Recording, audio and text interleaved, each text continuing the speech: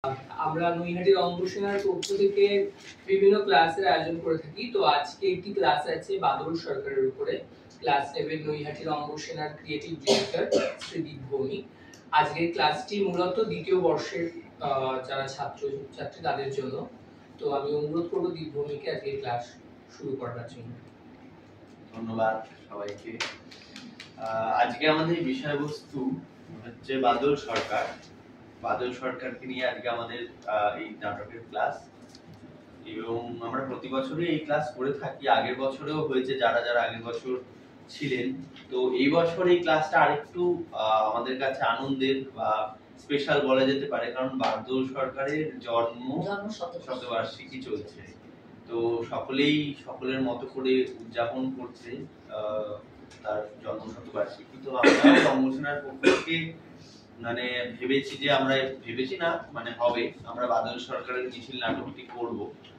তো তার সম্পর্কে জানার জন্যই আজকের এই ক্লাস রয়েছে, কিন্তু সকলেই সকলের মতো করে জানতে পারবে। বাদল সরকারের আসল নাম হলো সুধেন্দ্রনাথ সরকার। হ্যাঁ, সুধেন্দ্রনাথ সরকার। তিনি বাদল সুধেন্দ্রনাথ সরকার। তিনি বাঙালি খ্রিস্টান পরিবারে জন্মগ্রহণ করেন এবং 1925 সালে 15ই জুলাই তিনি জন্মগ্রহণ করেন। 1925 15ই জুলাই। তিনি মানিকতলায়, কলকাতার মানিকতলায় তার আদি বাড়ি। তো একে একে আমি আগে লিখে নাও, নোট করে রাখো যেগুলো ইম্পর্টেন্ট পয়েন্ট। আগে আমি শুনবো তোমাদের কাছ থেকে যে তোমরা বাদল সরকার সম্পর্কে কতটুকু কি নিজেরা একটু জানো, তারপর আমি যা জানি সেটা তোমাদের সাথে শেয়ার করবো।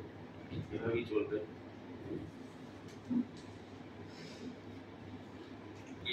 সেরকম বিষয়ে কিছু জানি না এখন পর্যন্ত। উনি নাট্য ব্যক্তিত্ব ছিলেন এবং উনি নাটক লিখেছেন ও প্রচুর নাটক, ওনার লেখা নাটক আছে। আমরা যে নাটকটা মঞ্চস্থ করবো সেটা হচ্ছে মিছিল। আরও উনি অনেকগুলো নাটক লিখেছেন এবং ওনার কিছুদিন আগে নৈহাটি ঐক্যতানে একটা ওনার অনুষ্ঠানও হলো বাদল সরকারকে নিয়ে।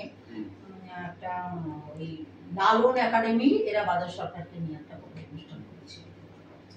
মিতাদি তো বলছিল একটু আগে, মিতাদি দাদা, হ্যাঁ দাদার কাছ থেকে না সেই সময়টা, আজকে তো বহু বছর আগের কথা, ওই গল্প শুনতাম আর কি, সেগুলো ভুলে গেছি। দাদা এসে বলতো ওনার সম্বন্ধে সব গল্প। মারা গেছেন খুব বেশি দিন হয়েছে এমন না, 2011-তে উনি মারা গেছেন। কাজেই আমার মনে হয় আমি যখন এখানে যখন বড় বড় যাত্রী অভিনয়, বড় বড় একাঙ্ক নাটক প্রতিযোগিতা বা এসব হতো, আমার মনে হয় আমি সম্ভবত ওনার ছবিটা দেখে মনে হচ্ছে অনুষ্ঠান নাটক দেখেওছি। আর দাদার মুখ থেকে শুনতাম রেগুলারের গল্প, এসে রেগুলার করতো। সব বহু বছর আগের। আমার দাদা তো এই চেহারা নেই, চুল উঠে টাক করে অন্যরকম হয়ে গেছে, বহু বছর আগের কথা। হতো তখন পুরো যুবক। তা একটা কথাই আমার মনে আছে, দাদার একটা কথা মনে আছে, যে রাশিয়ার এক অভিনেতা এসেছিল কলকাতায়। তখন তাকে সাংবাদিকরা প্রশ্ন করেছিল যে আপনি কলকাতায় গিয়ে কার সাথে দেখা করবেন। তখন ওই অভিনেতাটা বলেছিল যে আমি দুজনের সাথে দেখা করবই, প্রথম উৎপল দত্ত, দ্বিতীয় বাদল সরকার। এই কথাটা আমার এখনো মনে আছে, দাদার মুখে শুনেছিলাম, সেই রাশিয়ার সেই অভিনেতাটা বলেছিল। এবার এটা কেন হলো সেটা নিয়ে, এই দুজনের সাথে আমি দেখা করব, আর কারোর সাথে আমার এই বিষয়টা কেন, আমরা সম্প্রতি আমরা যে ইন্টারন্যাশনাল থিয়েটার ফেস্টিভ্যাল করলাম, আমাদের এই ফেস্টিভ্যালে কিন্তু অনেক অনেক নাটক হয়েছে, অনেক গণ্যমান্য ব্যক্তিদের নাটক ছিল, কিন্তু শ্রীলঙ্কা থেকে যারা এসেছে, শ্রীলঙ্কা তো ওরা না, তামিলনাড়ু থেকে যারা এসেছিলেন, তারা পর্যন্ত এখানে এসে বাদল সরকারের কথা আমাদের জিজ্ঞাসা করছিল যে তার কোন নাটক আছে। হ্যাঁ, আমাদের কাজেই উনি ওয়ার্ল্ড ফেমাস। কারণটা কি, যে তিনি নতুন একটা ধারা, বিকল্প ধারা থিয়েটার খোঁজ করার চেষ্টা করছেন। সাধারণত থিয়েটার তো অনেকেই করে, অনেক রকম ভাবে, যে যা নিজের মতো করে থিয়েটার করে, নিজেদের মতো করে থিয়েটারকে আবিষ্কার করেন। কিন্তু বাদল সরকার তিনি থিয়েটারের নতুন একটা খোঁজ চালিয়েছিলেন। তিনি থার্ড থিয়েটারের প্রবক্তা। এবার অনেকেই বলে যে থার্ড থিয়েটারটা কি, সেটা নিয়ে আমরা আস্তে আস্তে জানবো। কিন্তু এটা কোনো প্রবক্তা ওই অর্থে নয়, এটা একটা মতাদর্শ। উনি যে এটা বলে দিয়েছে, উনি প্রথম বলেছে এইভাবে থিয়েটার করা যেতে পারে, এরকম কিন্তু বাদল সরকার নিজেও দাবি করছেন না। তিনি বলছেন যে আমার একটা মতামত, আমি এইভাবে ভেবেছি এই মতামতের নাম হচ্ছে থার্ড থিয়েটার। মানে উনি থিয়েটার আবিষ্কর্তা এইভাবে কিন্তু বাদল সরকার নিজেও দাবি করছেন না। এবার তোমাদের মনে প্রশ্ন আসতে পারে যে থার্ড থিয়েটার কি, তাই তো? বাদল সরকার মূলত থার্ড থিয়েটারের জন্যই বিখ্যাত, ঠিক আছে? থার্ড থিয়েটার হলো মানে আচ্ছা তাহলে থার্ড থিয়েটার জানার আগে আমাদেরকে জানতে হবে যে ফার্স্ট থিয়েটার সেকেন্ড থিয়েটার কি। তোমাদের কি মনে হচ্ছে তাহলে ফার্স্ট থিয়েটার উনি কাকে বলতে চাইছেন, বা কি ধারণা মনে হচ্ছে তৃতীয় ধারার থিয়েটার বলতে তোমাদের এইটা নামটা শুনেই কি মনে হচ্ছে একটু যদি বলো। থার্ড থিয়েটার, তৃতীয় ধারার থিয়েটারের প্রবক্তা হচ্ছেন বাদল সরকার। এই তৃতীয় ধারা বলতে তোমাদের মাথায় কি আসছে সেটা আমার মাথায় বলছি তো আমরা কেউ বিচার করব না, না, আলোচনা আমার যেটা মনে হচ্ছে থার্ড থিয়েটার বলতে উনি প্রথম নাটকটাকে কি করেছিলেন। আচ্ছা ঠিক আছে, ড্রামা যেটা যেটা একটা বললো তোমরা বলো। আমার মনে হলো এই মুহূর্তে মনে হলো যেটা বলছেন উনি আমাদের যে বাংলার যে লোকনাট্য আছে খন, আলকা, গম্ভীরা, বা বাংলার যে যাত্রাপালা গান, যাত্রা গান, মনসা গান, যেটা আমাদের বাংলায় প্রথম থেকে হয়ে আসছে, আমাদের প্রথম মানে আমরা যে আধুনিক থিয়েটার দেখছি তারও আগে থেকে এই যাত্রা। হ্যাঁ আমি পরে লিখবো, আগে একটু শুনে নাও, আমি সব লিখিয়ে দেবো, নোট ডাউন করে বলে দেবো। হ্যাঁ যে ওটা হচ্ছে গিয়ে প্রথম ধারা থিয়েটার বলছেন উনি হচ্ছে গিয়ে যাত্রা বা লোকনাট্য, যেটা আমাদের বাংলায় অনেক আগে থেকে হয়ে আসছে। এই আধুনিক থিয়েটার আমরা যেটা দেখছি তারা অনেক আগে থেকে ওই যাত্রা বা লোকনাট্য হয়ে আসছে। রামায়ণ গানটা যেগুলো হতো আগে, রামযাত্রা, হ্যাঁ সমস্ত জায়গাতেই আছে এই লোকনাট্যটা, সব জায়গাতেই থাকে। সব দেশের নিজের নিজের মতো করে লোকনাট্য বা এইটাকে উনি বলছেন ফার্স্ট থিয়েটার। সেকেন্ড থিয়েটার কাকে বলছেন উনি? সেকেন্ড থিয়েটার বলছেন হচ্ছে গিয়ে আমাদের যেটা ওই বিদেশি থিয়েটার, মানে যেটা এখনকার আধুনিক থিয়েটার, গ্রিক থিয়েটার ঠিক ওইটা নয়, মানে প্রসেনিয়াম থিয়েটার, যেটা প্রসেনিয়াম থিয়েটার তো আমাদের বাংলার ভারতীয় মানে ঘরানার মধ্যে নয়। আমাদের ভারতীয়তে কি ছিল যে যাত্রা বা এই মন্দিরের বিভিন্ন সামগান, এগুলো আমাদের একদম ভারতীয় কালচার। কিন্তু পরবর্তীতে ওই লিয়েভেদেভ আসার পর মানে বাংলা থিয়েটারের জনক বলা হয় লিয়েভেদেভকে। আমরা বাদল সরকার করতে করতে আমি একটু অন্য জায়গাগুলোতেও চলে যাব। লিয়েভেদেভকে বলা হয় বাংলা থিয়েটারের জনক। কেন বলা হয়? উনি বিদেশি, মানে উনি তো বিদেশি, ইংরেজ, উনি বাইরে থাকতেন। তিনি এখানে আসার পর তার দেশের থিয়েটার যেটা ছিল সেটা বাংলাতে একটা তার মতো করে তৈরি করার চেষ্টা করেছিল। মানে সেখানে হয়তো বাংলা থিয়েটার ইংরেজি নাটকগুলোকে অনুবাদ করে বাংলায় হতো। মানে প্রসেনিয়াম থিয়েটারের শুরুটা হয় লিয়েভেদেভের হাত ধরে।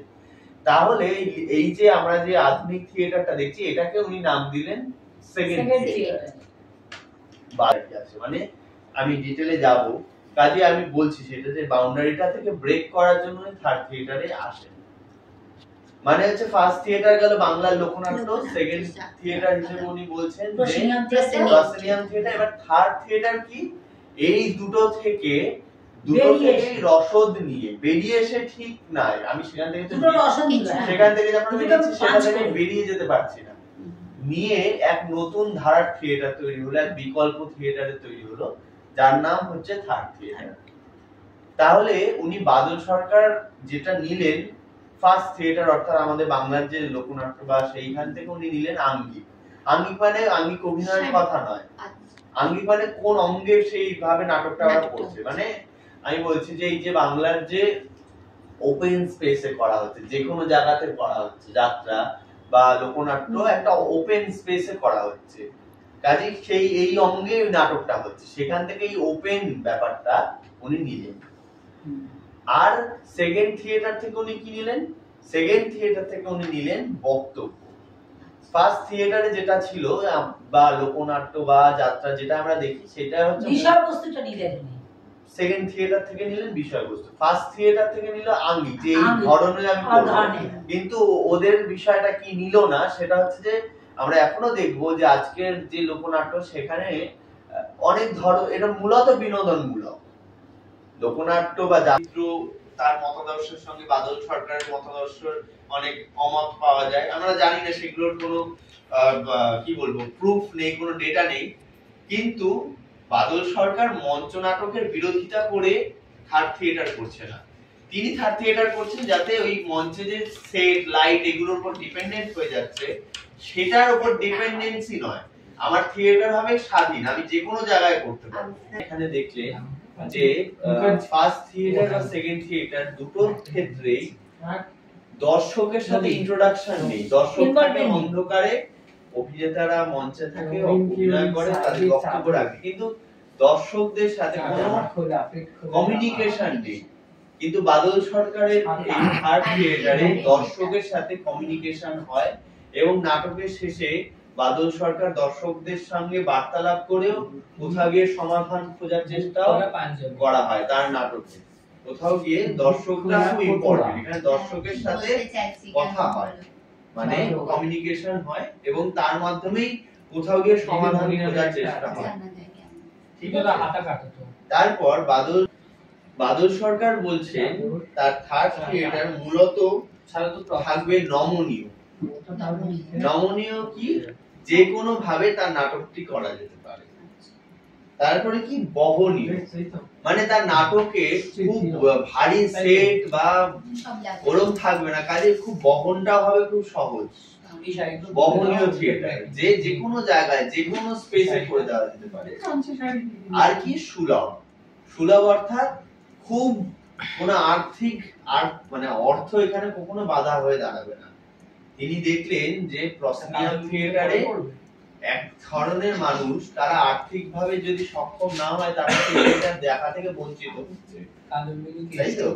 কিন্তু বাদল সরকারের থিয়েটার কখনোই অর্থ দিয়ে নিয়ন্ত্রিত না। একটি সাধারণ মানুষও যেমন তার নাটক দেখতে পারবে, একটি চাষিও তার নাটক দেখতে পারবে, আর উচ্চবিত্ত মানুষেরাও তার নাটক দেখতে পারবে। কাজেই তার নাটকের আরো একটি বৈশিষ্ট্য হলো সুলভ।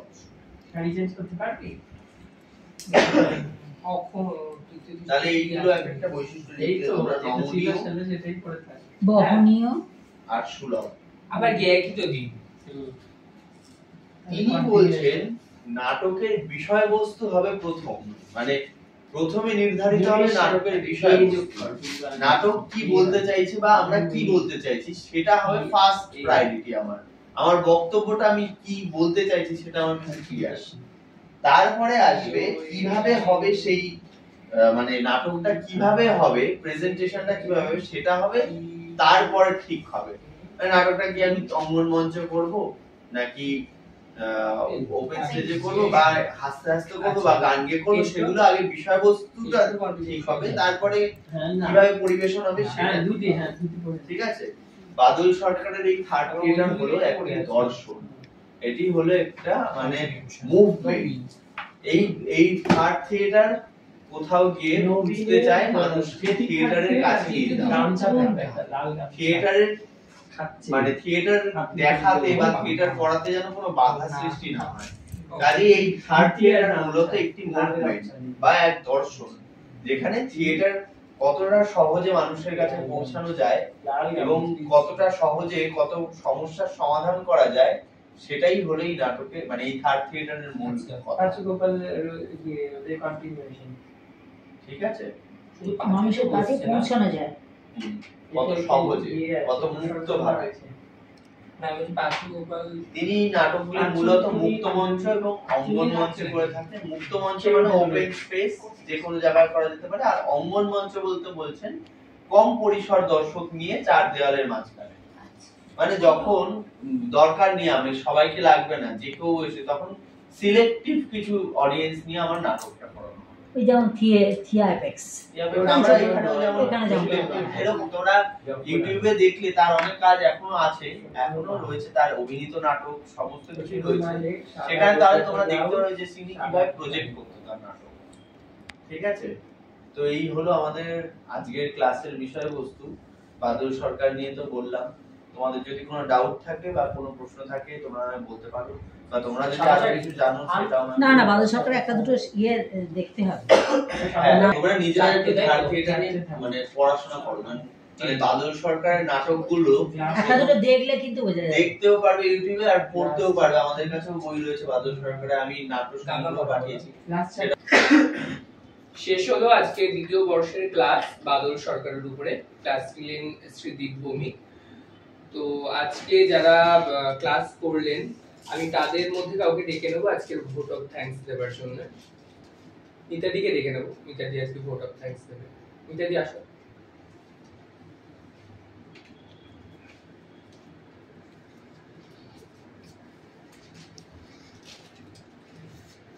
নমস্কার, আমি মিতা ধর। এতক্ষণ ক্লাস করলাম দীপ ভৌমিকের কাছে। যতবারই আমি দীপ ভৌমিকের কাছে ক্লাস করি ততবারই আমার ভালো লাগে। মানে অন্যান্যদের ক্লাস ভালো লাগে, কিন্তু আমার দীপ ভৌমিকের ক্লাসটা বেশি আমার বুঝতে সুবিধা হয়। খুব সহজ পদ্ধতিতে, খুব মানে ফ্র্যাঙ্কলি উনি বোঝান, খুবই ভালো লাগে। ওনার ক্লাস থাকলে আমার ক্লাসে মনটাও থাকে বেশি। তো আজকে পড়লাম ওনার কাছে, জানলাম থার্ড থিয়েটার সম্পর্কে। জানা ছিল না, এটা থিয়েটার পড়লেও আমি সেটা জানতাম না। উনি খুবই ভালোভাবে বোঝালেন থার্ড থিয়েটার, ওই থার্ড থিয়েটারের প্রভাবটাকে বা কে মানে কে এই থিয়েটারের উৎপত্তি করেছেন বা কিভাবে করেছেন বা কেন করেছেন। বাদল সরকার করেছেন এই থার্ড থিয়েটারের উৎপত্তিটা, এবং কোন ভাবনা চিন্তা থেকে উনি এই থিয়েটারের উৎপত্তি করেছেন এবং কিভাবে করেছেন। ওনার একদম জন্ম পরিচয় থেকে শুরু করে আমাদেরকে সবকিছুই জানালেন এবং বোঝালেন দীপ ভৌমিক। খুবই ভালোভাবে বুঝলাম, এবং উনি আমাদের নোটসও দিলেন। বাদল সরকারের এই থার্ড থিয়েটার সম্পর্কে অনেক নোটসও উনি দিলেন, এগুলো আগামী দিনে আমাদের কাজে লাগবে। তো ব্যাস এইটুকুই বলবো। দীপ ভৌমিককে আমাদের সকল স্টুডেন্টস এর পক্ষ থেকে অনেক ধন্যবাদ, এবং আগামী দিনে হয়তো বাদল সরকার সম্পর্কে কিংবা থার্ড থিয়েটার সম্পর্কে ওনার কাছ থেকে আরো বিশদভাবে জানতে পারবো। ধন্যবাদ।